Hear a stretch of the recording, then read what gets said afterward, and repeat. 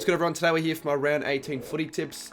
Last week was a great round, to be honest with you. Some really good games. Obviously got the St Kilda jumper on for right reason, because we got a massive win against the Swans that I'll talk a little bit about during this video. Well, as you can see, for round 17, I ended up getting a score of 5 out of 9, so certainly quite a bit worse than the round 16 score of 8. I was lucky to forget to tip this game, and it's not that I forget to tip, it's once again forgetting to click submit when I do my tipping videos, because I feel like I already have clicked submit, and then I realised on that Friday night that I hadn't. It was a pretty difficult Saturday to tip, to be honest with you. Gold Coast, they were the favourites. I thought that they would win away from home. The Dogs, again, I thought they were the better team. The Hawks, that was a bad tip. They didn't come out to play. I thought they were going to come out to play. Carlton couldn't get the job done against the Giants after a good start. And then finally my first legitimate tip right was the Freo game. And then the Sunday, well, look at that. I tipped St Kilda. No one tips St Kilda. People call me freaking dickhead for tipping the Saints to beat the Swans, and they actually ended up happening. So I'm glad I stuck to my guns there. If anything, I'm actually pretty happy with that. And we'll move to round 18. Okay, now on the topic of last week, I went over the punishment where I go to a Collingwood game, cheer squad, dressed in Collingwood stuff, blah, blah, blah. Collingwood suck chance. You know, you get the gist of it. I went over that with a few people, and I actually made the decision ultimately that it's not going to happen, just because I genuinely feel like it's a bit dangerous, and it could be a bad look for the channel, and ultimately I don't want that. With the punishments, I want it to be lighthearted. I don't think this will end up being lighthearted, especially if I do this on my own. So fair enough, we'll take a look at the second most liked punishment. That was for my sister to tip for the rest of the season.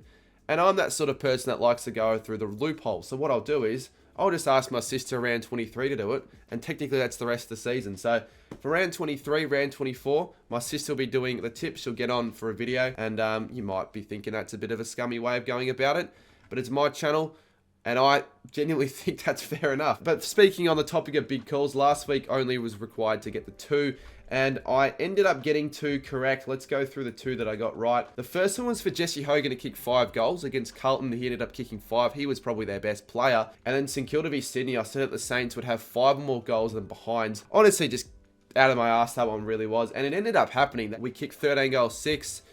So I avoid this week's punishment, and it was from Chunky actually. That was to watch the Scoops music video for an hour on stream. So yeah, sorry Chunky, sorry Scoops, but that won't be happening. If I forget to do the big call punishment wheel on my live reactions, well, that's just too bad. I'll have to just default to 3. So that's what I'll do for this week. All right, let's take a look at my comp now. This will be pretty interesting to see who's actually leading. Round 17 was a tough round. The people that used the Joker couldn't even get more than 8. Chucky and Lucas with the highest scores there using the Joker. If anyone got a perfect score, I would genuinely be surprised. No, it looks like the only people that got 8 this round were Andy, the Essendon fan, Don's Forever, a few Essendon fans to be honest with you, Jacko Stars, AFL Heat, J Tomo, AFL fan, Mackie, Lukey Day, Jack. It was a tough round to tip, to be honest with you. So if you got 8, good work. Looks like we have still Swan Hunter leading with 117, Rort Wasp with 117 as well.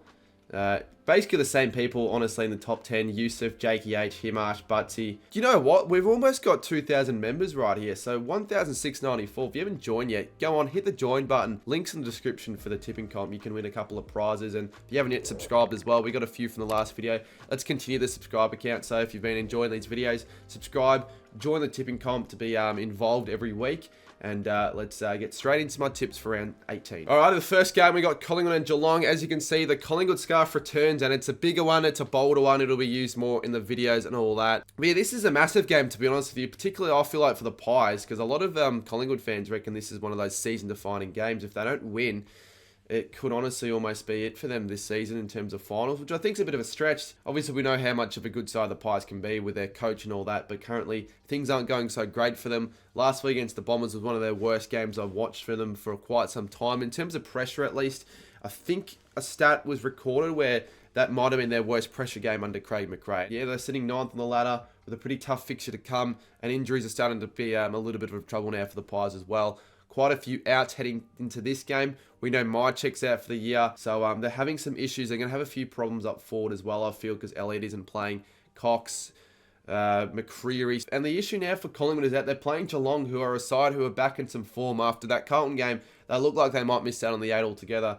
Now they look like they're probably going to end up making the top 4, probably ahead of Essendon if they can get a few more wins over the Bombers. Their nice form turnaround has been good though. 2 wins against Essendon and Hawthorn by like 40 plus points. Part of the reason why the Cats I feel like have turned their form around a bit is, playing a few players in different positions. Tom Stewart's move into the middle was good. Sam De Koning as well, especially against the Hawks up in the ruck. But against the Hawks, he kicked a couple goals. He was really good. Sean Manor as well back into the side, recording 14 tackles. Jeremy Cameron up forward, kicking 4, probably should have kicked more. Dangerfield back into the side. So they've got a few more strings to add to their bow. They're in a good position, the Cats, right now, I feel. And this is one of those games where it was a difficult one for me to predict. I feel like leading into this game for most of the year, I back in the Pies. But right now, with how the two sides are going about it, the Cats are in the better form. I know sometimes tipping off form this season is a bad idea, particularly with how inconsistent sides can be. But based on what we've seen, I think Geelong, they stand the better side. They're more of a threatening team at the moment, and I think they'll get it done. It'll put them third at the end of the game, actually. So yeah, the Cats by 16, and my big call, the Cats lead for 80% or more of the game. Next up, we got Hawthorn take on Fremantle. Another good game for your Saturday Arvo, to be honest with you. This is a tough one to predict. Hawthorn, they've finally been put back down to reality, which was disappointing for their sake, but also for my sake, because I actually went to the game in Geelong. I had quite a lot of belief in the Hawks. If you saw my video last week, I obviously tipped them. It seemed like the game was basically over when it started. You could just tell the Hawks weren't on. They didn't show up in that first quarter.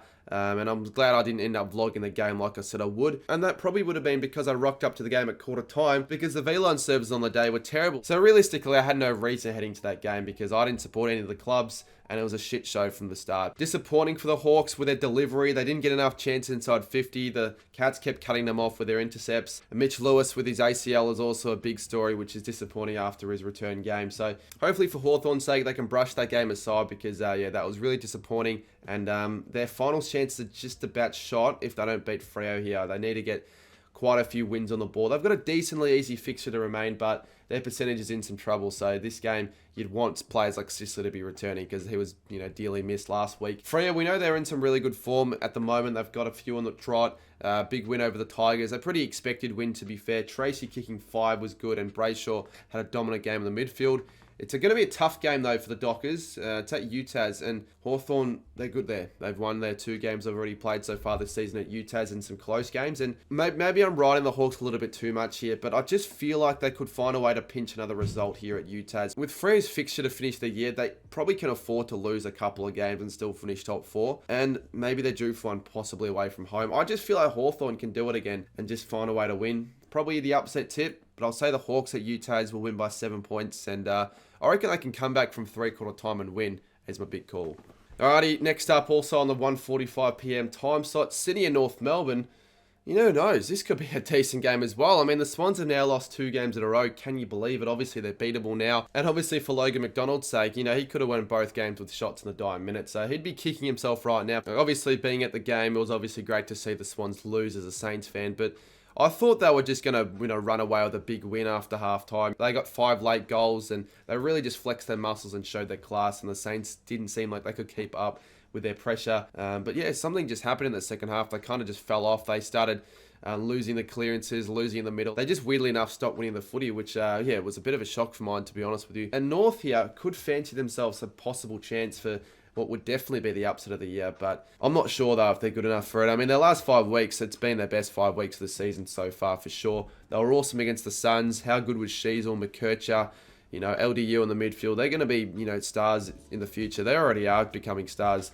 Going to be a really dangerous midfield for sure, and they probably should have beaten the Suns by a little bit more. I thought they were definitely the better side and deserved the win. So that was their first win in Melbourne since round 1 of 2023, which is pretty alarming, but hopefully that can be their last time they'll ever see themselves on the bottom of the ladder, because they're now 17th, so hopefully for their sake that can be the case. I can't see them betting Sydney though. I think they'll definitely take it up to Sydney though. It's at the SCG, but Sydney probably feel like this game means a little bit more than what it used to, because they can't be losing against North. They're in a bit of form. 3 losses in a row would be a big concern if they lose this one. The alarm bells aren't ringing yet, but you would think the Swans can respond with a win. I think it'll be a good game though, for at least a half. North will challenge, I reckon, but Sydney will win this game by, I'll go 25 points. Big call, there'll be 6 or more lead changes throughout the game. Next game we have the Bulldogs and the Blues at Marvel Stadium. Obviously wearing the dog scarf, and I need an answer actually on where that Carlton scarf is. So let me just call my sister real quick, because I think the Blues fans watching deserve an answer.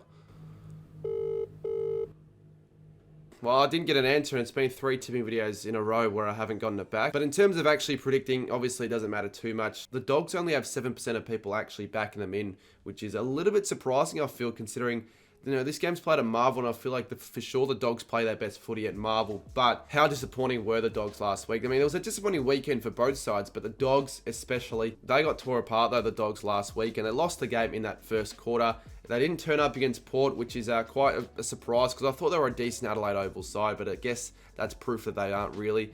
And it just continues their lack of consistency. And they're not really the contenders that we thought they were at any stage this season. They're definitely pretenders if they end up sneaking into the 8 or whatever. It was really disappointing. They got dominated, particularly in the midfield as well. Carlton, I don't really understand what happened in that game, because I was obviously coming back from the Geelong Hawthorn game. Looked at the scores, saw that they were up by 39 in the first quarter. I thought, oh, geez, Blues' form has been incredible, isn't it? And I just kept seeing the margins slowly cut away on my phone until the Giants hit back the lead.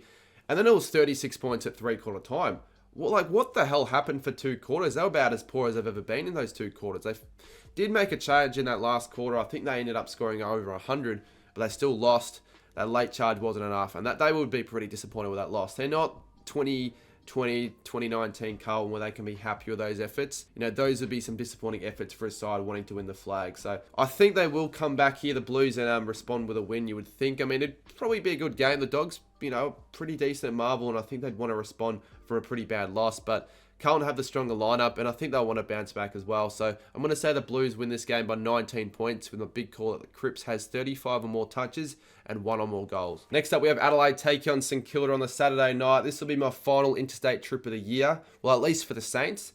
And I think this game could end up being quite alright, to be honest. I feel like this could be one of the more underrated games of footy this round. It doesn't matter. It's a bit of a dead rubber game when it comes to finals, but I think this is going to be a decent game of footy. Both sides are starting to get a bit of form going their way, I feel. I mean, obviously the Saints were brilliant last week against the Swans. They played out of their skins in their best win of the year for sure. Philippou had his best game coming back from, a decent spell on the twos after having a really poor start to the season. He had his best game.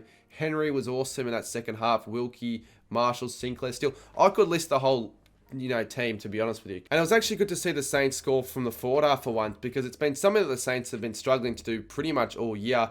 The pressure was there, the ball use, the effectiveness inside 50 when we got it in there was up there as well. So really happy with that win, and I think we can maybe, give it a real red-hot crack against the Crows. And with the Crows, they're obviously a better side at home, and I feel like their form has been a little bit more decent over the last couple of weeks after that really disappointing loss against the Swans, and obviously the Tigers prior. Good win against the Giants. And against the Lions, no one expected them to win, but I thought they were pretty close to winning, and they only lost the game by 11 points. I thought they were competitive, but they never realistically looked like winning, which is a bit of a weird one. The umpires weren't great, though. I'll give them that. The Crows were stiffed around with the umpires. It's obviously disappointing with Rankin as well. He's one of their best players. He's been in some good form, and then he goes and does something stupid on Starsvik with the bump, and he might be out for now a month. I think it's a month at the moment as it stands. So that'll make me maybe lean towards the Saints, because he's such an impact player, particularly at the Adelaide Oval. Yeah, I might be back in the Saints again. Why not? I mean, I feel like our form has been alright as well. And with a good win against the Swans, we'll have a bit of confidence and belief. Haven't really had the greatest of luck at the Adelaide Oval with my trips. I think I've only seen the Saints win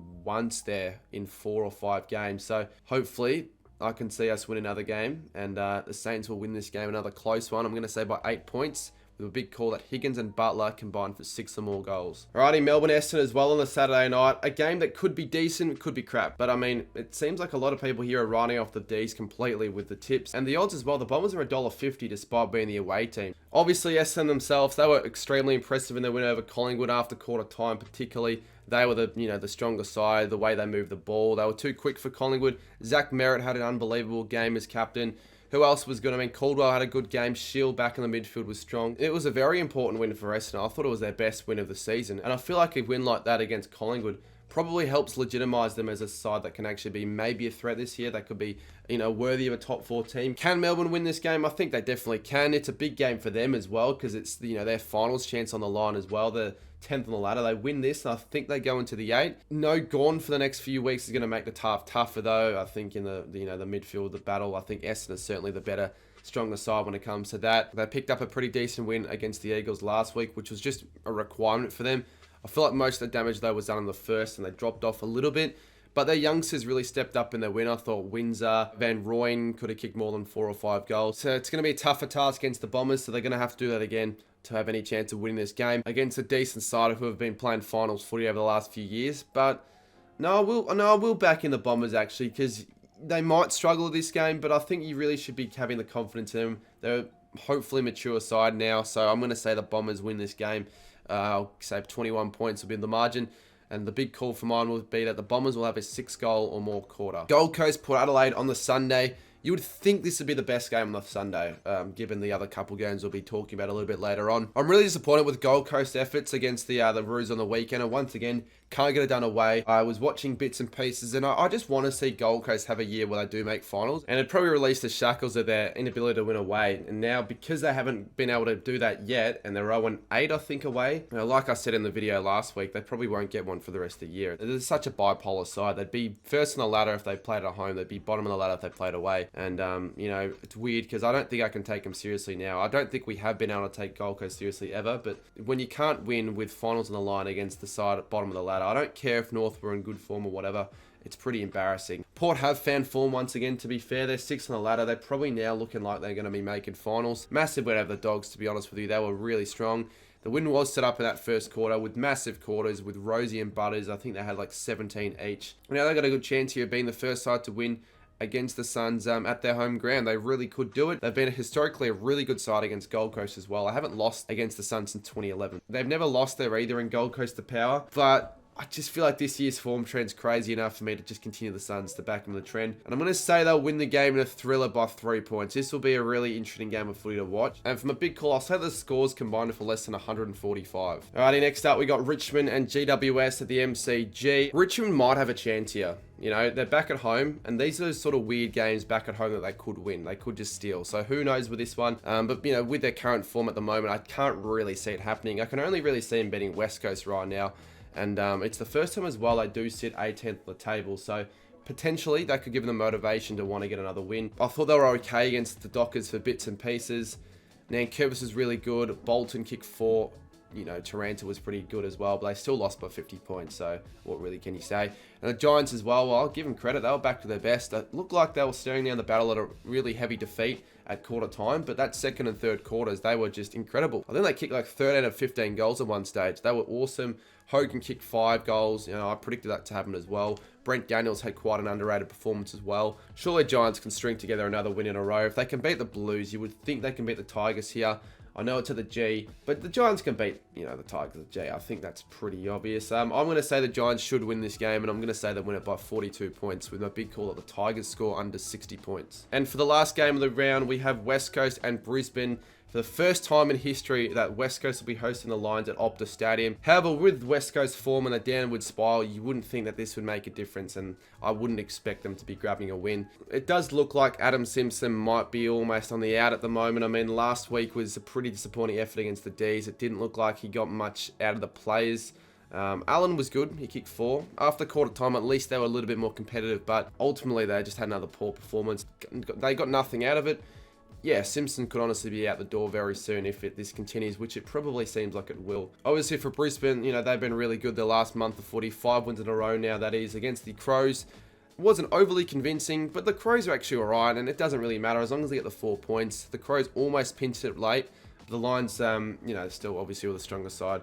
Lockie Neal as well, that first half was incredible. I think he ended up with like 35 touches and 3 goals, so probably the best player just about of the entire round. I will say the Lions win this game, of course. Can't really be seeing a world where West Coast will win. If this was like 8 weeks ago, yes, I probably would have tipped West Coast, but no, I can't see it happening now. I think the Lions will win this one by quite a bit more than their Crows win. I'm going to say by 47 points. My big call, this is a bit of an interesting one. Any two Lions plays will outscore the entirety of what West Coast score on the weekend. Alrighty, for round 18, we have Geelong by 16, Sydney, Hawthorn, the Blues, the Saints, the Bombers, the Suns, the Giants, and the Lions. Who knows how many tips I can get right. Hopefully it's a bit better than the 5 last week. But thank you all for watching the video. If you haven't already, leave a like, subscribe, and comment down below. As usual, another punishment because there are quite a few that I still need to do. But we still have until October 31st to worry about all of that.